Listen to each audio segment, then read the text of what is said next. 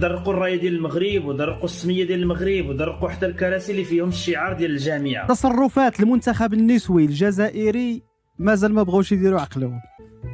موروكو عادي، المغرب زعما ما واصلكم بوالو، كتشوفوا تخبيوها. فين ما بان لكم شي لوغو ديال المغرب كتشوفوا تخبيوه. كيفاش زعما بغيتوا تقولوا للعالم راكم لاعبين في يوغوسلافيا راكم لاعبين في المغرب؟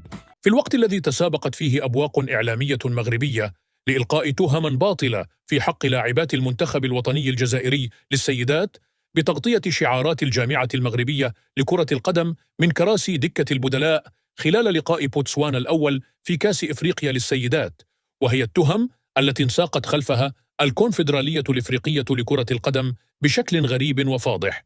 جاءت العدالة الإلهية لتنصف الاتحادية الجزائرية لكرة القدم ولاعبات المنتخب الوطني من كل هذه التهم الباطلة، وهذا بعدما انتشر فيديو واضح لشباب مغاربة يرتدون أقمصة تحمل عبارة متطوعون، وهم يقومون بوضع الأشرطة اللاصقة على شعارات الجامعة المغربية، حيث كانت هذه الصورة الواضحة بمثابة أفضل رد وتكميم لأفواه كل من اتهم منتخبنا الوطني باطلا وحاول بشتى الطرق تشويه صورة الجزائر أمام العالم.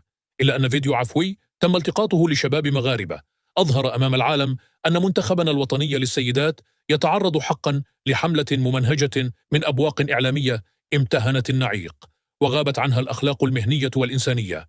والأغرب من كل ذلك أنها نجحت في استمالة أعلى هيئة كروية في إفريقيا، والتي عوض أن تتقصى الحقيقة راحت تستعرض عضلاتها ببيان أعلنت فيه أنها ستحقق مع المنتخب الجزائري النسوي. والسؤال الذي يطرح نفسه بإلحاح الآن هو: هل ستشاهد الكاف فيديو الشباب المغاربة وهم يضعون بأيديهم الشريط الأسود اللاصق على شعارات الجامعة المغربية، أم أن أعينها ستعمى عن رؤية الحقيقة؟ أن المغاربة ماشي كلامي هم أول شعب لا يمكن أن تثق به في العالم للأسف. وهذا الشيء راه ولا في جوجل ملي كتكتب لو بوبل لو بلو مالونيت او موند كيطلع لك الماروك وكتطلع لك تنزانيا معاه، ورحنا هما طنزانيا ديال بصح. دراسة أخرى كتقول بأن المغاربة من الشعوب الأقل أمانة وصدقا ونزاهة.